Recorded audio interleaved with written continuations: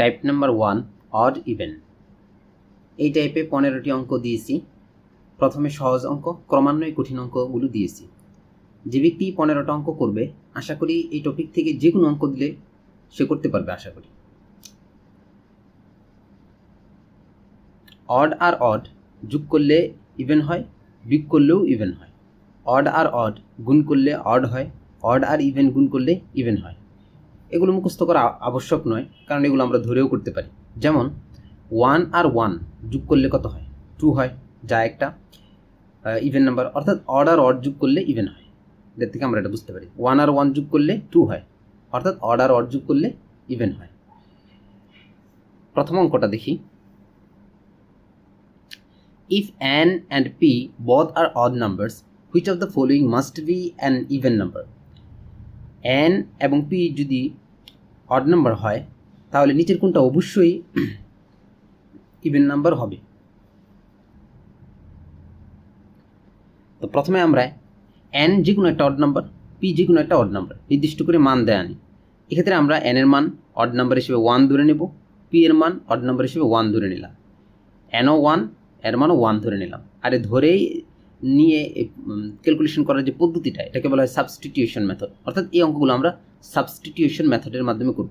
তো n এর মানও 1 ধরে নিলাম, p এর মানও 1 ধরে নিলাম। এখন 1 + 1 + 1 3 হয়, যা একটা অড নাম্বার। তাহলে এটা হবে না। 1 আর 1 গুণ করলে 1 হয়, যা একটা অড নাম্বার। এটা হবে না। 1 আর 1 গুণ করলে 1 হয়, 1 আর 2 যোগ করলে 3 হয়, যা অড নাম্বার। তাহলে এটাও হবে না। 1 আর 1 যোগ করলে 2 হয়, যা ইভেন নাম্বার। তাহলে এটাই সঠিক উত্তর। একের সঠিক উত্তর হবে ডি। পরের প্রশ্নটা দেখি। If n is an odd number and n greater than 0, which of the following must be an even number? যে n যদি একটা অড নাম্বার হয়, নিচের কোনটা অবশ্যই কি হবে? ইভেন নাম্বার হবে। তো n হিসেবে আমরা n এর মান ধরে নেব 1, যেহেতু এটা একটা অড নাম্বার 1। যদি ইভেন নাম্বার হয় তাহলে 0 অথবা 2 আমরা ধরে নিলাম 1। তো 1 আর 1 যোগ করলে কত হয়? 2 হয়, যা একটা ইভেন নাম্বার। তাহলে এটা নেওয়া যাবে, এটা ইভেন নাম্বার, এর সঠিক উত্তর। আবার 4টা 1 যোগ করলে 4 হয়, যা একটা ইভেন নাম্বার। তাহলে এটাও হবে। 1 এর চেয়ে 1 বিয়োগ করলে কত হয়? 0 হয়, 0 একটা ইভেন নাম্বার। তাহলে এটাও নেওয়া যাবে, এটাও হবে। n এর মান যদি 1 হয়, 1 এ তো 1 বিয়োগ দিলে 0 হয়, তো 0 একটা ইভেন নাম্বার, তাহলে এটাও হবে। তাহলে এর উত্তর হবে 4টেই এর সঠিক উত্তর হবে। উত্তর হবে অল অফ দিস। পরের প্রশ্নটা, if n is an even integer, which of the following must be an odd integer? যদি n একটা ইভেন নাম্বার হয়, ইভেন ইন্টিজার হয়। ইন্টিজার মানে কি? ইন্টিজার মানে হচ্ছে পূর্ণ সংখ্যা। তো ইন্টিজার নয় কোনটা, এটা যদি আমরা বুঝতে পারি তাহলে সহজে বুঝতে পারবো কোন কোন সংখ্যাগুলো ইন্টিজার। অর্থাৎ ইন্টিজার হচ্ছে ভগ্নাংশ, ইন্টিজার না। এবং দশমিকের যে সংখ্যাগুলো আছে এগুলো ইন্টিজার না। যেমন 12/10 এটা একটা ইন্টিজার সংখ্যা না। অনুরূপভাবে 1.5 এটা একটা ইন্টিজার সংখ্যা না। তো দশমিকের সংখ্যা আর ওই ভগ্নাংশের সংখ্যাগুলো কিনা ইন্টিজার না। বাকি যে সংখ্যাগুলো আছে যে 2, 3, 4 এগুলো হচ্ছে ইন্টিজার নাম্বার, পূর্ণ সংখ্যা। ইন্টিজারের বাংলা হচ্ছে পূর্ণ সংখ্যা। তাহলে n হচ্ছে একটা জোড় পূর্ণ সংখ্যা।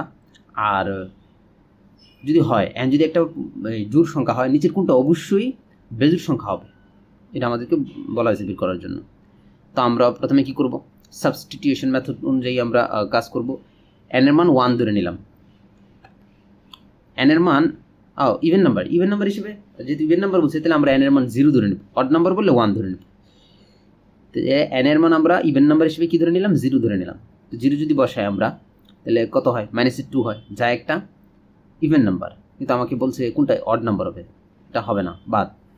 n এর মান যদি আমরা 0 বসাই, এখানে হয় -2, -2 আর 5 গুণ করলে -10 হয়, যা একটা ইভেন নাম্বার। এটাও হবে না। এখানে 0 বসাইলে 16 আর 0 গুণ করলে কত হয়? 0 হয়, এটা বাদ।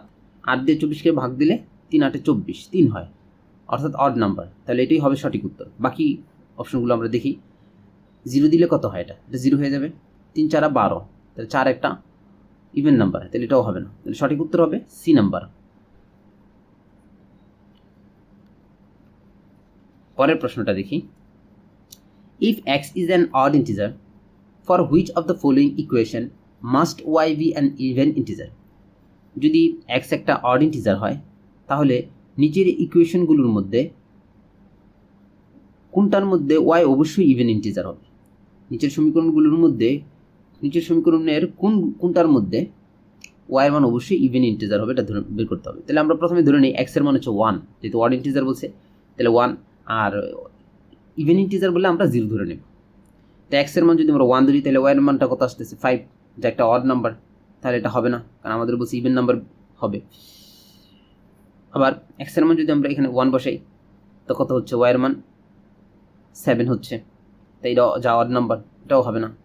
এক্স এর মান যদি আমরা 1 ধরি, 7 হচ্ছে 1 গেলে কত 6কে আবার 2 দ্বারা ভাগ করলে 3, অর্থাৎ ওয়াই এর মান 3 হচ্ছে, ওয়াই একটা অড নাম্বার হচ্ছে, তাহলে এটাও হবে না। আমার বলছে ইভেন নাম্বার বের করতে হবে। আবার এক্স এর যদি 1 বসাই তাহলে হয় 2 ওই পাশে নিলে 6 থেকে 2 বাদ যাবে, 2 বাদ দিলে কত হয় 4 একটা ইভেন নাম্বার, তাহলে এর সঠিক উত্তর হবে কি ডি নাম্বার। 5 নম্বর অঙ্কটা দেখি। If x is an odd integer in which of the following equation must y be an even integer? এটা অনুরূপ, ভিডিওটি পজ করে তোমরা নিজেরা করে ফেলো। তো x এর মান যেহেতু অড ইন্টিজার বলছে তাহলে আমরা ধরে নেব কত 1 ধরে নেব। তো x এর জায়গায় যদি আমরা 1 বসাই তাহলে y এর মান কত 5 আসতেছে, যা একটা অড নাম্বার, তাহলে এটা হবে না। x এর মান যদি 1 বসাই তো এই পাশে গেলে এটা কত হবে 10কে আমরা যদি 2 দ্বারা ভাগ করি 5 হয়, তাহলে ওয়াই এর মান 5 হচ্ছে, তো এটাও হবে না, 5 একটা অড নাম্বার বাদ। এক্স এর জায়গায় 1 বসাইলে 2 বিয়োগ করলে হয় 10, তাহলে ওয়াই এর মান 10 হচ্ছে, ইভেন নাম্বার, তাহলে সঠিক উত্তর হচ্ছে অনলি 3, সি নাম্বার অনলি 3। এটা বিবিএ 3-4 সালে আসছিল। 6 নম্বর প্রশ্নটা দেখি।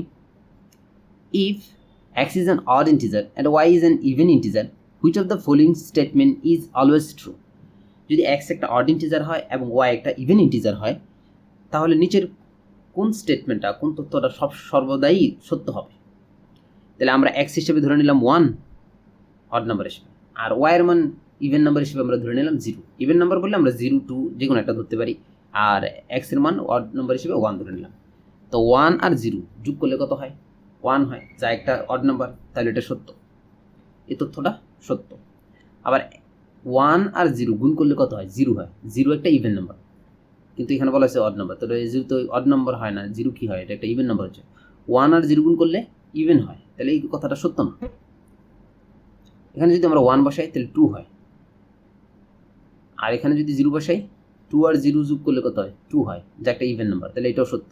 তাহলে 1 নম্বর কথাটা সত্য আর 2 নম্বর কথাটা সত্য, 1 and 3 উত্তর হবে ডি।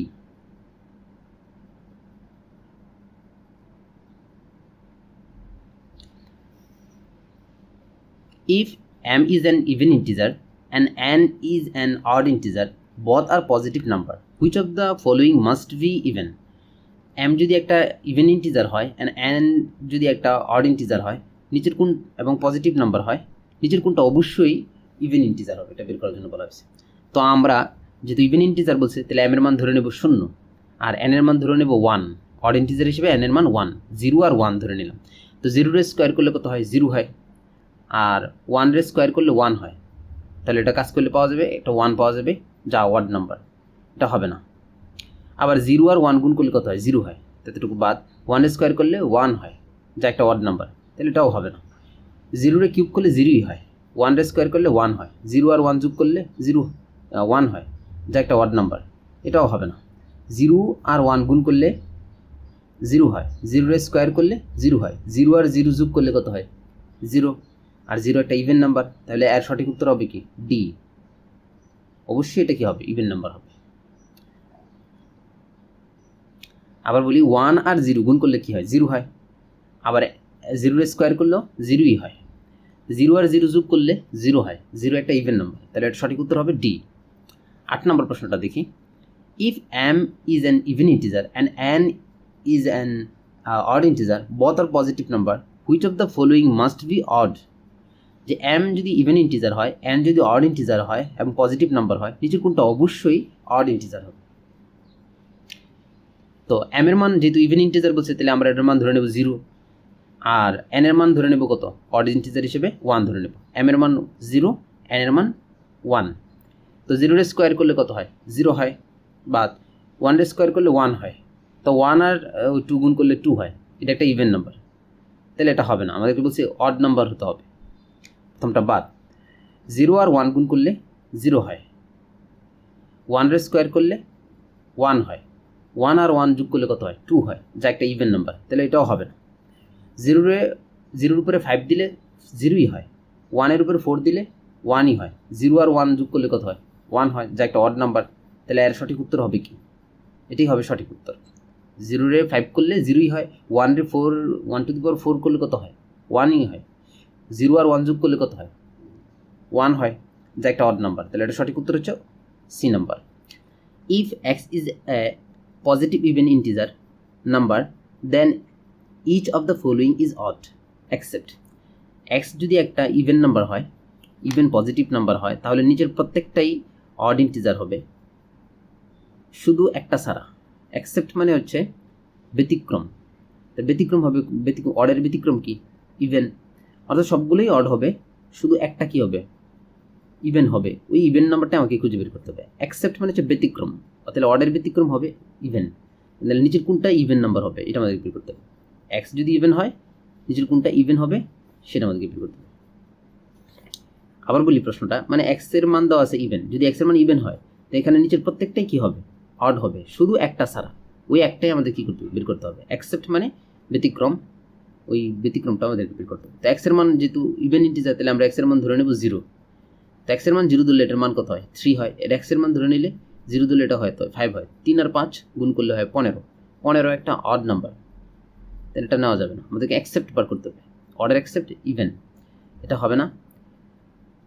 ওয়ান ইভেন আমরা জিরো ধরছিলাম, তো এক্সের মান জিরো ধরলে জিরো স্কোয়ার করলে জিরোই হয়, জিরো আর 5 গুণ যোগ করলে কত হয়? 5 হয়, যা একটা অড নাম্বার, এটাও হবে না। জিরো স্কোয়ার করলে জিরো হয়, আবার 6 আর জিরো গুণ করলে জিরো হয়, তাহলে বাকি থাকে এখানে 9। 9 একটা অড নাম্বার, তাহলে এটাও হবে না।